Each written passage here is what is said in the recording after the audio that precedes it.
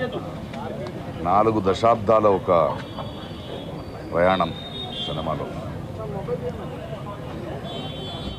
నేను తెలుగు ఇండస్ట్రీకి వచ్చే ముందు బెంగళూరు నుంచి ఆయన సినిమాలు చూసేవాడిని. ఆయన తీక్ష్ణత, ఆయన ఇంటెన్సిటీ చాలా ఇన్ఫ్లుయెన్స్ చేసింది. ఆ తర్వాత వచ్చి 2-3 దశాబ్దాలుగా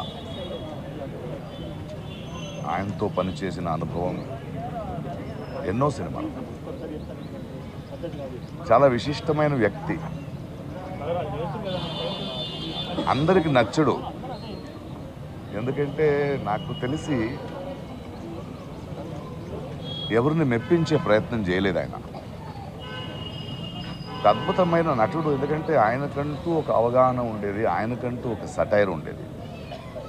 పరిశ్రమలో మనం చాలామంది నటులను చూస్తాం, కానీ ఏదో ఒక డైలాగ్ రాసిస్తే దాన్ని అలాగే చెప్పడం కాదు.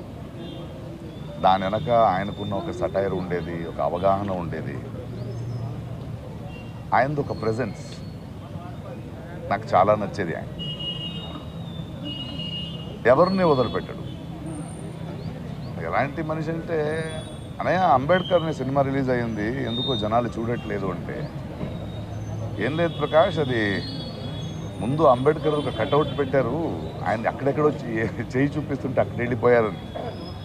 అంటే ఎటకారం కాదు అది, అలాంటి మంచి సినిమా చూడరు వీళ్ళు అనే ఒక ఆవేదన ఆయనలో ఉండేది. ఆయన నిరంతరంగా ఆయనలో చూసింది నేను తెలుగు భాష, తెలుగు నటీనటులు, తెలుగు ప్రతిభలకి అంత పెద్ద ఎత్తున ఛాన్స్ దొరకట్లేదు. కొందరికి అది కుళ్ళు అనిపించేది, బట్ ఆయన ఆవేదన చాలా నిజమైందని నాకు అనిపించేది. ఒకసారి ఎవరో అడిగారు, ప్రకాష్ రాజ్ గారు పరభాష నటుడు కాదంటే, కాదండి, బట్ ఆయన తెలుగు నేర్చుకున్నాడు కదా, మనోడు అయిపోయాడు కదా. ఆయనకు అది ఒకటి ఉండేది, ఎందుకంటే నా భాషని తప్పుగా ఎవరో పలకిస్తారు, అనవసరంగా మన అవకాశాలను తీసుకెళ్ళిపోతారు అనేది చాలా నచ్చింది. ఆయనది సెటైర్లు నా మీద కూడా వేసేవాడు ఆయన.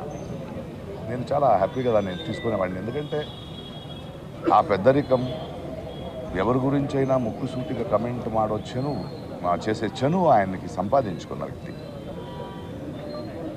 పోయిన సంవత్సరం షూటింగ్లో నేను, ఆలీ, బ్రహ్మానందము, బ్రహ్మాజీ మనమందరూ ఉన్నప్పుడు నాకు ఎందుకో ఆయన చాలా గుర్తొచ్చి, ఎక్కడా కోటగారు అన్న. లేదు, ఈ మధ్య ఆయనకు ఒంట్లో బాగాలేదు, కొన్ని రోజులు సినిమా చేయట్లేదంటే నేను ఫోన్ చేశాను, ఏం చేస్తున్నాం? ప్రకాష్ చెప్పు. అలా కాదు, ఒంట్లో బాగాలేదన్నారు, షూటింగ్ లేదన్నారు, ఇంట్లో ఏం చేస్తున్నారు, బండి పంపిస్తాను రండి అన్న. ప్రొడక్షన్ నుంచి బండి పంపించాను, ఆయన వచ్చారు. వచ్చి సరదాగా ఆయన మన సెట్లో కూర్చొని మాట్లాడుతూ బ్రహ్మానందంగా అందరితో మాట్లాడి ఆనందం చూశాను. నేను ఫోన్ చేశాను, ఈవినింగ్ వెళ్ళాడు. ఆ తర్వాత కూడా 2-3 సార్లు నేను ఏదో అవసరం ఉన్నప్పుడు ఫోన్ చేస్తే మాట్లాడేవాడు. చాలా అద్భుతమైన నటుడు. తెలుగు సినిమా, తెలుగు జాతి గర్వించదగ్గ ఒక కళాకారుడు. ఆయన చేయాల్సింది, ఆయన పాత్రలు మనం మర్చిపోలేము, ఆయన సెటైర్లు మర్చిపోలేము.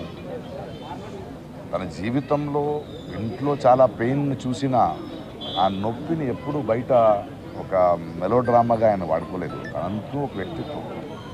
అలాంటి వ్యక్తులు నాకు చాలా ఇష్టం, ఎందుకంటే అజాత శత్రువుగా అందరికీ నచ్చే బ్రతకడం కన్నా నేను ముక్కుసూటిగా మాట్లాడతాను, ఎవరైనా పట్టించుకోను అనే ఒక వ్యక్తిత్వం ఉంది కదా, అది చాలా అరుదు. అలాంటి ఒక అద్భుతమైన వ్యక్తి, అద్భుతమైన కళాకారుడు. Will going to miss him. But ఆయన మన తెలుగు పరిశ్రమకి, ప్రేక్షకులకి ఇచ్చిన అద్భుతమైన పాత్రలు, ఆ మూలంగా ఆయన చేసిన పనులు, ఆయన చెప్పిన కథలు ఎప్పుడూ గుర్తుంటాయి. థ్యాంక్ యూ కోటా గారు ఫర్ ఎవ్రీథింగ్.